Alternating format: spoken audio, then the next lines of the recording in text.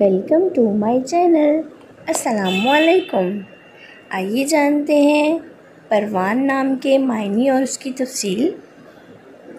हमारा आज का बेबीज़ बॉयज़ नेम है परवान। परवान के इंग्लिश में स्पेल्स हैं PARWAN, परवान।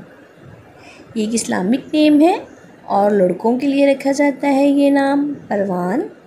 इस नेम के मायने हैं उड़ान, उठान।